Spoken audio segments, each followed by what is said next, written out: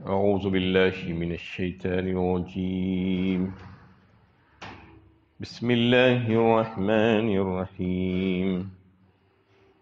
ولما فصلت العير قال أبوهم إني لأجد ريح يوسف لولا أن تفندون. پھر جب قافلہ روانہ ہوا تو ان کے والد کہنے لگے،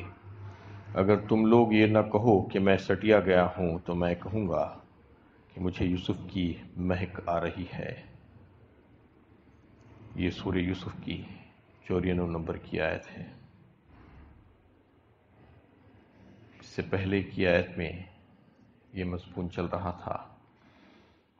کہ حضرت یوسف علیہ السلام نے اپنے والد کے لیے اپنا کرتا بھیجا کہ جاؤ لے جا کر یہ کرتا والد صاحب کی آنکھوں پر ڈالو تو ان کی بینائی لوٹ کر آ جائے گی۔ وہ ایک معجزہ تھا یوسف علیہ السلام کا۔ یہاں پر بھی ایک معجزے کا تذکرہ آ رہا ہے اس آیت میں۔ جب وہ قافلہ وہاں سے نکلا حضرت یوسف علیہ السلام کا کرتا لے کر، جیسے ہی مصر سے نکلا، ان کے والد حضرت یعقوب علیہ السلام جو پیغمبر ہیں کہنے لگے کہ جو اطراف ان کے لوگ تھے ان سے کہ اگر تم یہ نہ کہو کہ میرا دماغ خراب ہو گیا ہے، میں دیوانہ ہو گیا ہوں، سٹیا گیا ہوں، تو میں یہ کہوں گا کہ مجھے یوسف کی مہک آ رہی ہے۔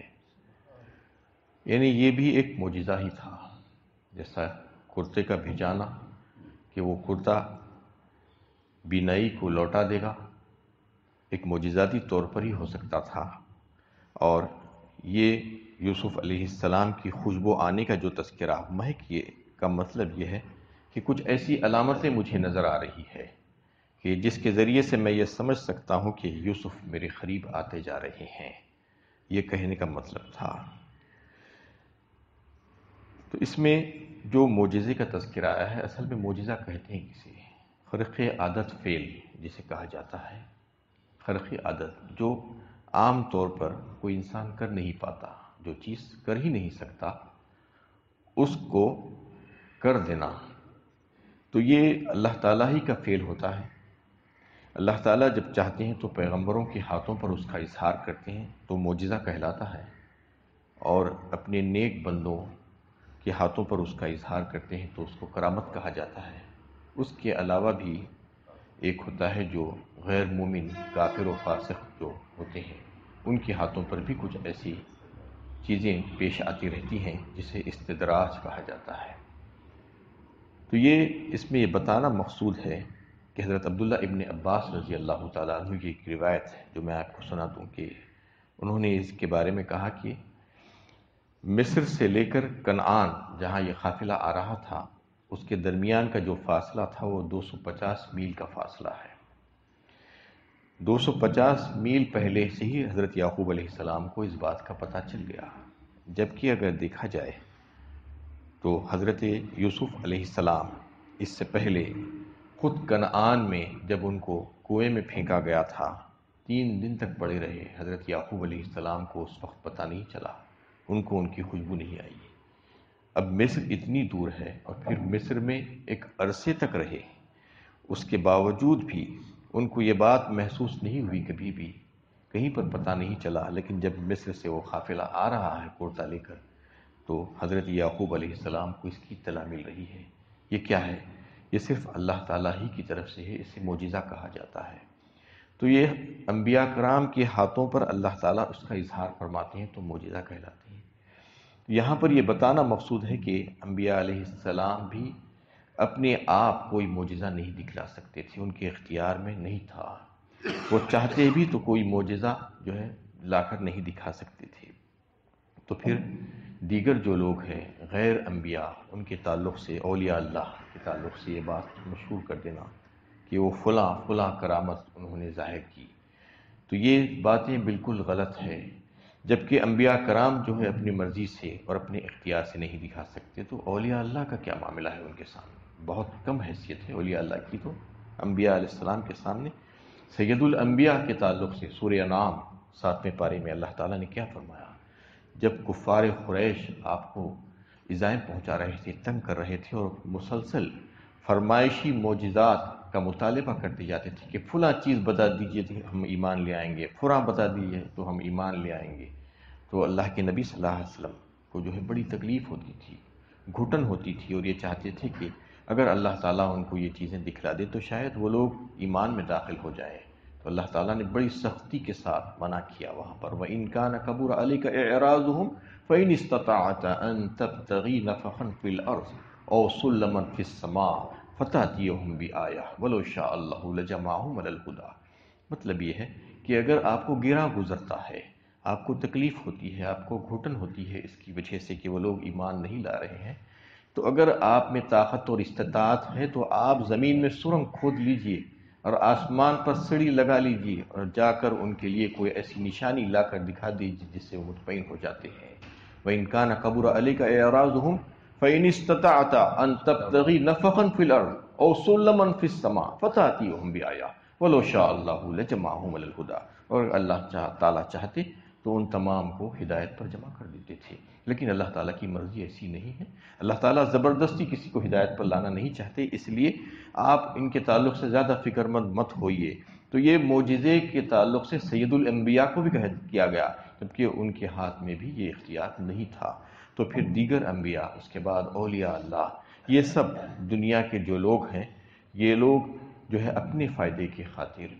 انہیں اولیاء اللہ کے نام جو ہے منسوب کرتے ہیں، ایسی اس قسم کی جھوٹی سچی کرامتوں کو منسوب کر کے اپنی روٹیاں سیکنا چاہتے ہیں، ورنہ اس سے کا جو ہے اولیاء اللہ سے یا انبیاء سے کوئی تعلق نہیں۔ یہ فعل اللہ تعالیٰ ہی کا فعل ہوتا ہے، اور جو ہے اللہ تعالیٰ اس کو ظاہر فرماتے ہیں۔ نہ یہ لوگ تو اپنا کاروبار چمکانے کے لیے ان کو مشہور کر دیتے ہیں، اس صاحب خبر کو، اور ان کی کرامتوں کو مشہور کر کے جو ہے اپنا کام چلانا چاہتے ہیں۔ جو ان خبروں پر بیٹھے ہوئے پیر اور مجاور اور جس قسم کا وہ کام کرتے رہتے ہیں، وہ ان کا دھندا ہے، اسلام سے اس کا کوئی لینا دینا نہیں ہے، اس بات سمجھ لینا چاہیے۔ کیونکہ یہ ساری چیزیں، یہ خرق عادت فعل اللہ تعالیٰ جب چاہتے ہیں اس کا اظہار فرماتے ہیں۔ نہ صرف مومن، جیسا کہ میں نے ابھی آپ کے سامنے کہا، نہ صرف پیغمبر، غیر پیغمبر، نہ صرف مومن بلکہ غیر مومن، کافر، فاسق و فاجر، سادھو، سنیاس، ان لوگوں کے ہاتھوں پہ بھی آپ جو ہے دیکھ سکتے ہیں کبھی کبھی اس قسم کے یعنی تماشے جو ہے کرتے ہوئے وہ لوگ نظر آتے ہیں، یعنی شوبدے دکھاتے ہوئے نظر آتے ہیں۔ یہ کون کرتا ہے؟ یہ اللہ تعالیٰ ہی کا فعل ہے۔ کوئی نہ کوئی مصلحت کی بنا پر ان کو بھی وہ چیز دے دی جاتی ہے۔ تو یہ سمجھنا کہ یہ جو ہے یہ کرنے والا جو ہے اپنے اختیار سے کر رہا ہے، اختیار سے کوئی نہیں کر سکتا۔ اس لیے کہا گیا ہے ایک حدیث میں کہ اگر کوئی کسی کو یہ دیکھے کہ وہ پانی پر چل رہا ہو یا آسمانوں میں اڑ رہا ہو، لیکن اس کے بعد بھی جو ہے وہ اگر سنت اور شریعت کا پابند نہیں ہے تو اس کو اللہ کا ولی نہیں سمجھنا، بلکہ وہ شیطان ہے۔ کیونکہ اللہ کا ولی جو ہوتا ہے، جو نیک بندے جو ہوتے ہیں، وہ تو شریعت اور سنت کے تابع ہوتے ہیں۔ شریعت اور سنت کو چھوڑ کر، نمازوں کو چھوڑ کر اگر کوئی اس قسم کی حرکتیں کرتا ہوا نظر آتا ہے، شوبدہ دکھاتا ہوا نظر آتا ہے، چاہے وہ کتنا ہی خرق عادت ہو، لیکن اس کے بارے میں یقین نہیں کرنا اور اس کو کوئی اچھا انسان نہیں سمجھنا، یہ بتا دیا گیا ہے۔ تو یہاں پر یہ آیت سے یہ بات معلوم ہوتی ہے، بار بار اس قسم کی معجزات کا تذکرہ انبیاء علیہ السلام کے ہاتھوں پر جو ہے جو اظہار ہوتا ہے، اور اللہ کے نیک بندوں اولیاء اللہ کے ہاتھوں پر جو کرامات کا اظہار ہوتا ہے اس کا تذکرہ آتا رہتا ہے۔ تو لوگوں کو کہیں یہ غلط فہمی جو پیدا کر دی جاتی ہے، جو اپنی کام کاج، اپنے کاروبار کو چمکانے، اپنے فائدے کی خاطر جو لوگ اس قسم کی حرکتیں دنیا میں معاشرے میں کرتے رہتے ہیں، اس کے تعلق سے بات صاف ہو جائے کہ یہ جو ہے فعل اللہ تعالیٰ کا ہے، یہ کسی کے اختیار میں نہیں ہے کہ وہ جب چاہے جب معجزہ دکھا دیں، جب چاہے جب کرامت کا ظہور کر دیں، یہ ممکن ہی نہیں ہے۔ یہ اس وجہ سے جو ہے اس میں یہ بتایا گیا ہے کہ حضرت یعقوب علیہ السلام ایک جلیل القدر پیغمبر ہیں، وہ اپنے بیٹے کو کنعان میں رہتے ہوئے بھی جو ہے نہیں معلوم کر سکے، ان کی خوشبو وہاں سے نہیں آ رہی تھی، لیکن جب مصر سے نکلے ہیں تو پھر وہاں سے خوشبو آ رہی۔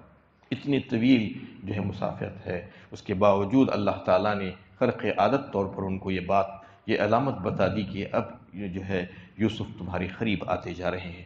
قالوا تاللہ انک لفی ضلالک القدیم، لوگوں نے کہا واللہ آپ اپنے پرانے خیال خام ہی میں مبتلا ہیں۔ جو لوگ حضرت یعقوب علیہ السلام کے قریب تھے، ان کے گھر کے لوگ، شاید انہوں نے یہ بات کہی جس سے حضرت یعقوب علیہ السلام نے کہا کہ مجھے یوسف کی خوشبو آ رہی ہے، کیونکہ وہ کھوئے کھوئے سے رہتے تھے، اس لیے انہوں نے سمجھا کہ اب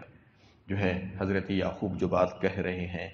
کہ یوسف کی خوشبو کا جو ذکر کر رہے ہیں وہ محض خیالی بات ہے۔ معلوم ہوتا ہے کہ وہ نہ پیغمبر کی عظمت کو صحیح طور پر سمجھ سکے تھے اور نہ انہیں اس بات کا اندازہ تھا کہ یوسف کی خوشبو کا تعلق اس معجزے سے ہے جو اللہ تعالیٰ نے ان کے پاس بھیجا تھا۔ یہ غیر معمولی واقعہ اللہ تعالیٰ کی قدرت کا کرشمہ تھا، اور اس قسم کے کرشمے اللہ تعالیٰ انبیاء علیہ السلام کے ہاتھوں پر ظہور میں لاتے رہتے ہیں اور ان کے ذریعے ان کی تائید اور مدد کرتے رہے ہیں، محض اس بنا پر کہ عام طور سے ہمارے تجربے میں اس قسم کی باتیں نہیں آتی، ان کا انکار کرنا صحیح نہیں ہے، جبکہ اس کی خبر ہمیں ایک ایسے ذریعے سے مل رہی ہے جس کی صداقت شبہ سے بالاتر ہے۔ یہ ساری چیزیں حق ہیں، یعنی کرامت ہونا بھی اور معجزہ ہونا بھی، یہ سب چیزیں حق ہیں، یہ اللہ تعالیٰ کی طرف سے ہے، اس کو تسلیم کرنا، لیکن یہ بات بھی سمجھ لینا چاہیے کہ یہ کسی کے اختیار میں نہیں ہے۔ فَلَمَّا جَاءَهَا الْبَشِيرُ أَلْقَاهُ عَلَى وَجْهِهِ فَارْتَدَّ بَصِيرًا قَالَ أَلَمْ أَقُلْ لَكُمْ إِنِّي أَعْلَمُ مِنَ اللَّهِ مَا لَا تَعْلَمُونَ۔ پھر جب خوشخبری دینے والا آیا تو اس نے کرتا اس کے چہرے پر ڈال دیا اور اس کی بینائی لوٹ آئی۔ اس نے کہا کہ میں نے تم سے کہا نہ تھا، میں اللہ کی طرف سے وہ باتیں جانتا ہوں جو تم نہیں جانتے۔ یہ ساری باتیں ہونے کے بعد جب خوشخبری دینے والا آیا اور کرتا لے کر آیا اور لا کر ان کی آنکھوں پر ڈالا گیا، چہرے پر ڈالا گیا، تو پھر سے ان کی بینائی لوٹ آئی۔ اس کے بعد حضرت یعقوب علیہ السلام نے لوگوں سے کہا کہ کیا میں نے تم سے یہ بات نہیں کہی تھی کہ میں وہ سب کچھ جانتا ہوں، وہ باتیں جانتا ہوں جو تم نہیں جانتے، یعنی بہت سی ایسی چیزیں جو مجھ کو بذریعہ وحی بتلائی جاتی ہیں، یعنی نبی ہونے کے ناطے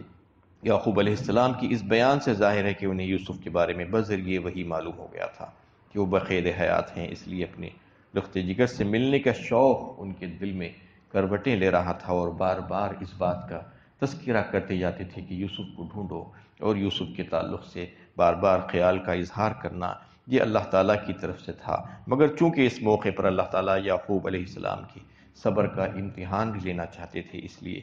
یوسف کا پورا حال ان کے اوپر منکشف نہیں کیا گیا تھا۔ قالوا يا أبانا استغفر لنا ذنوبنا إنا كنا خاطئين۔ وہ کہنے لگے ابا جان ہمارے گناہوں کی مغفرت کے لیے دعا کیجیے، واقعی ہم خطا کار تھے۔ اب یہ سارے واقعات ہو جانے کے بعد بیٹوں نے اپنے خطا کار ہونے کا اعتراف اپنے باپ کے سامنے بھی کر لیا اور ان سے درخواست کی کہ اللہ تعالیٰ سے آپ ہمارے لیے دعا کیجیے، ہماری بخشش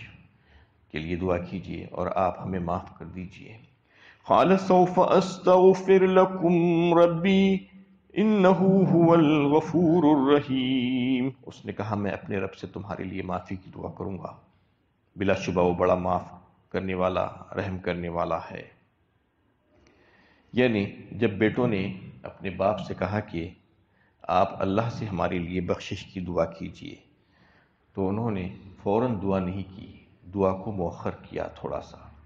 سوف استغفر لکم ربی کہا، سوفا کا مطلب یہ ہے کہ عنقریب، میں بہت جلد تمہارے لیے، دعا کا کہنے کے فوراً بعد دعا نہیں کر دی بلکہ کہا سوف استغفر لکم۔ اس میں کیا راز ہے؟ مفسرین نے کچھ باتیں اس کے تعلق سے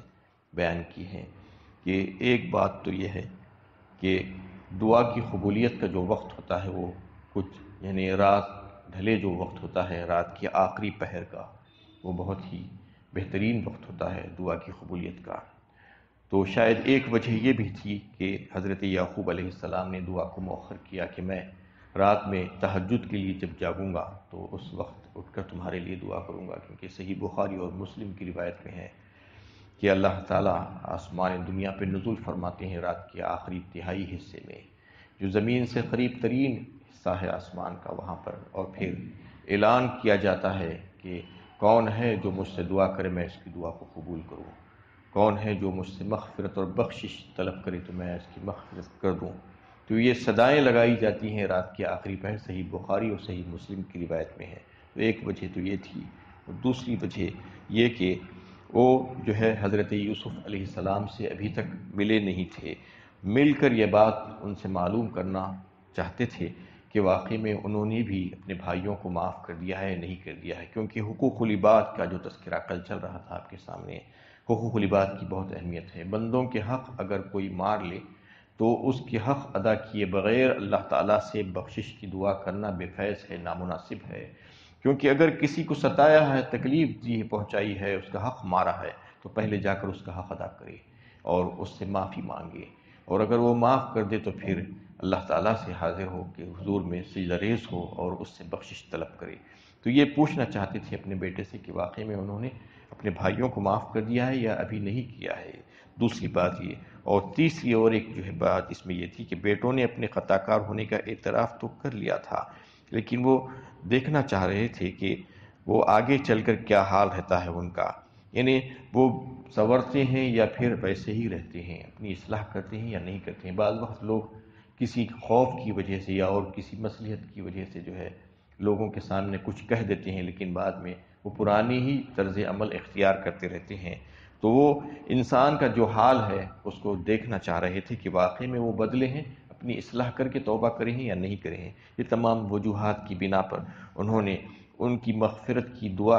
کرنے کو تھوڑا سا مؤخر کیا اور کہا کہ سوف استغفر لکم ربی انہ هو الغفور الرحیم، اور پھر فرما دیا کہ بلا شبہ وہ بڑا معاف کرنے والا اور رحم فرمانے والا ہے۔ اللہ تعالیٰ سے دعا ہے کہ اللہ تعالیٰ ہم صحیح علم و عمل کی توفیق عطا فرمائے۔